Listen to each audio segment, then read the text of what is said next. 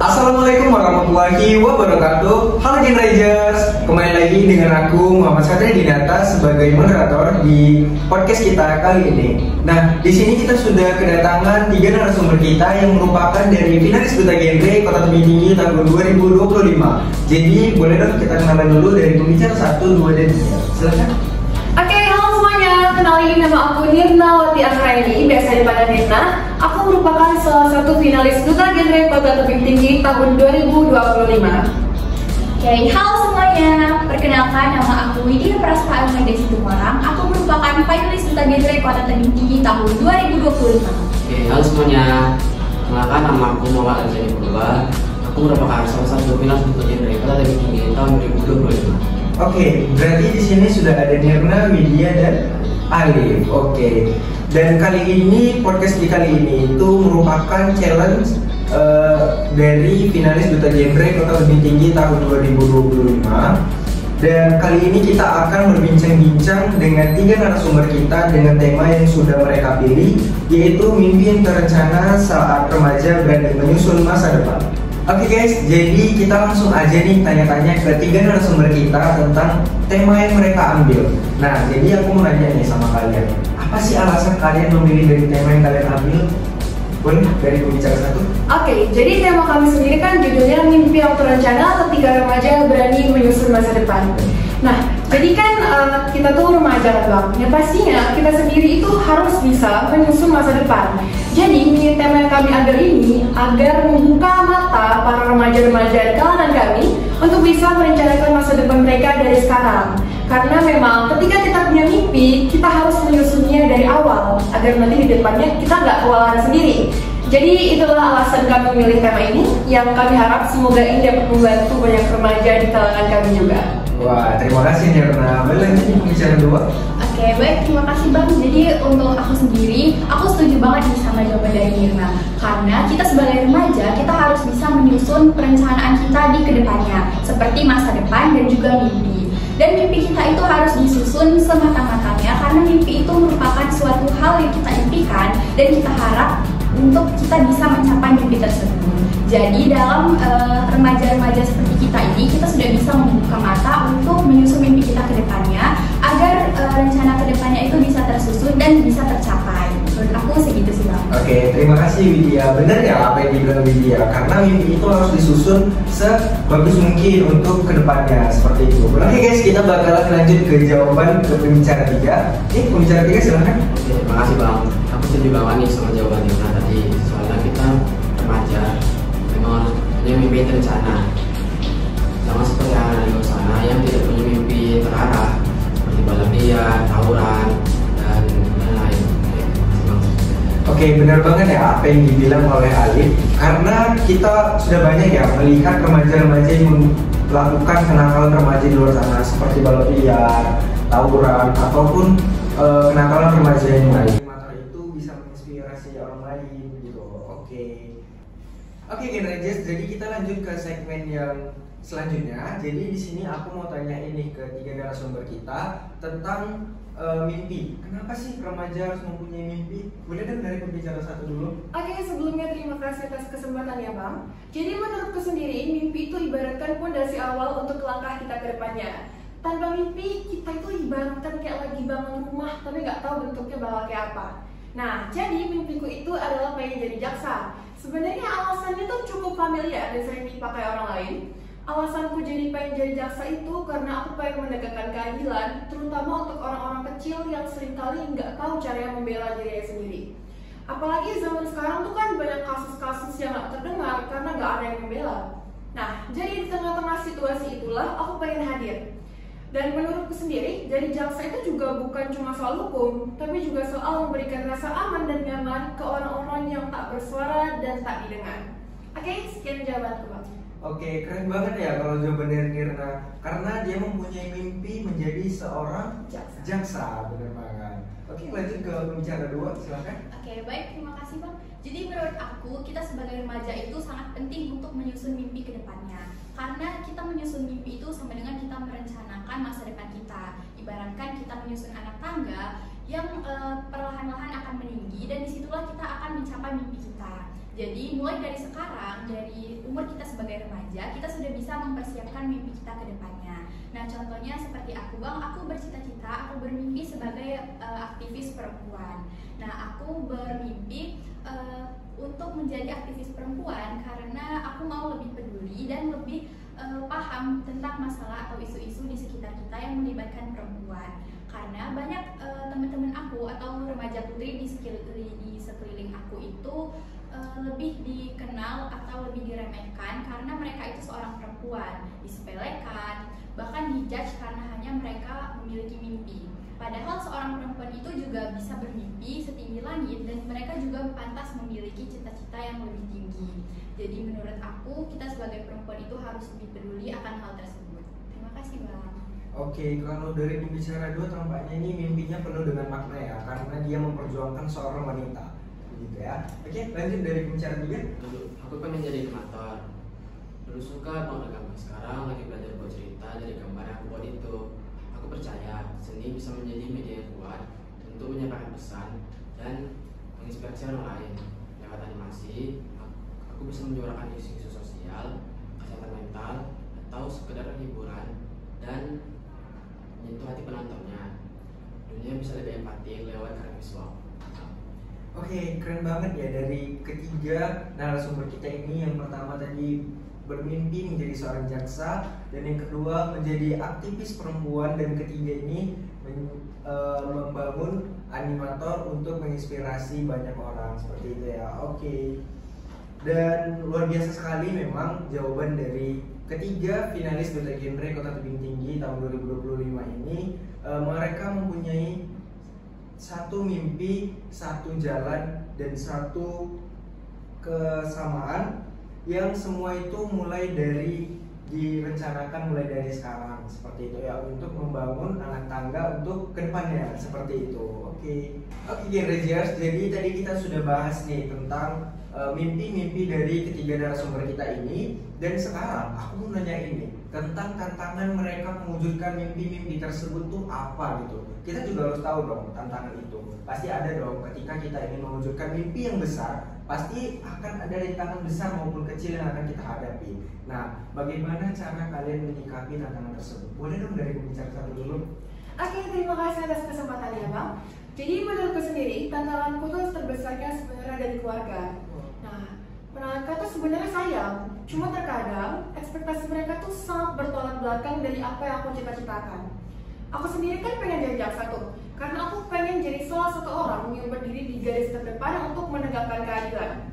Cuma orang tua aku tuh sering kali bilang, itu dunia keras, gak cocok untuk perempuan, dan lebih baik untuk aku cari profesi yang jauh lebih aman.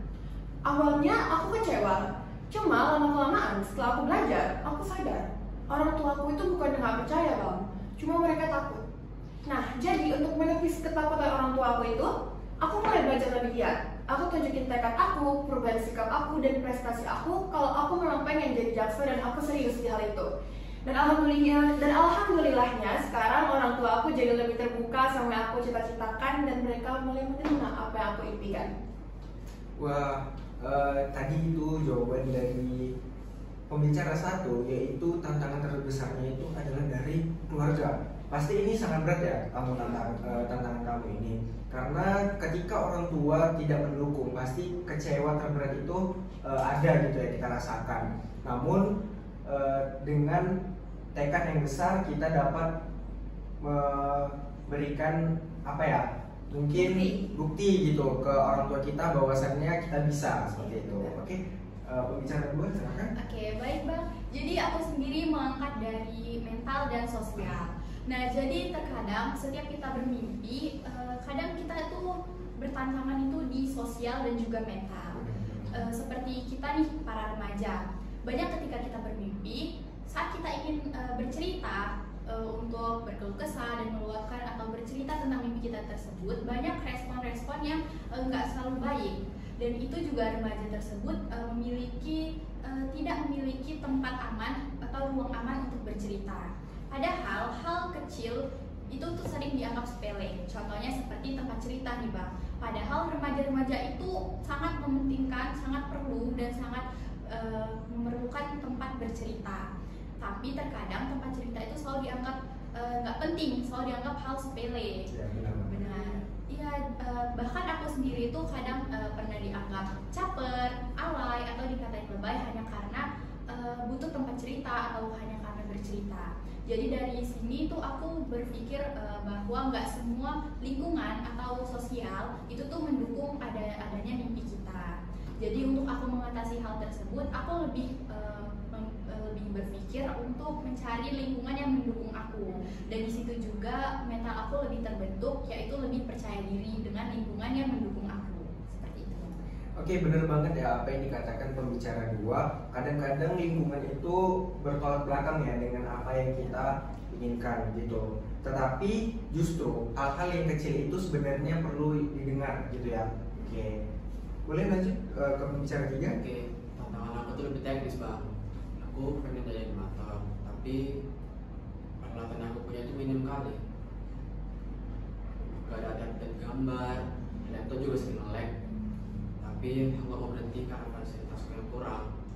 Aku belajar dari manual sketching, terus software yang ringan. Habis itu juga ikut kompetisi gratis. Tapi kadang-kadang aku juga minder lihat animator lain, karena karyanya bagus-bagus sekali bang. Masing-masing yang punya pun bagus-bagus. Tapi daripada ini, mendingan aku jadikan itu bermotivasi dan terus belajar. Aku juga gabung komunitas online, dia dapat feedback, terus juga bisa berkembang bareng mereka. Oke, luar biasa ya kalau cerita dari pembicara tiga kita ini. Itu bukti bahwa keterbatasan bukan penghalang, tapi bisa jadi bahan bakar untuk kita lebih semangat lagi menempuh masa depan yang cerah gitu. Oke, terima kasih kalian sudah berbagi cerita kalian masing-masing. Semoga teman-teman yang nonton di rumah dapat lebih semangat nih, atau dapat motivasi dari perjalanan kalian sehingga lebih semangat lagi untuk memilih mimpi apa yang ingin mereka capai, seperti itu. Oke, jadi ke statement selanjutnya, tadi kan kita sudah bahas nih tentang mimpi maupun tantangan yang mereka alami. Dan selanjutnya kita akan membahas nih sebenarnya apa sih peran genre dari mimpi-mimpi kalian itu dan tantangan kalian itu, apa genre yang bisa membantu kalian gitu dalam menjalani hal tersebut.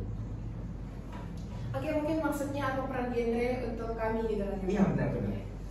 Oke, jadi menurutku sendiri genre itu ibaratkan kompas, Bang. Program-program dari genre ini ngajarin kita betapa pentingnya untuk punya visi hidup dan gak mudah terikut arus. Nah, dari genre juga ini aku belajar untuk merencanakan masa depan aku dengan lebih realistis, mulai dari pendidikan, karir, bahkan sampai kapan sih waktu yang tepat untuk aku menikah. Nah, apalagi sebagai remaja perempuan, aku ngerasa genre ini ngebuka mata aku bahwa remaja punya kesempatan dan hak mereka masing-masing untuk mencapai mimpi-mimpi dan cita-cita mereka. Dari genre ini juga aku belajar bahwa masa remaja itu bukan cuma soal mencari kesenangan, tapi juga soal merencanakan masa depan dan punya mimpi untuk kedepannya.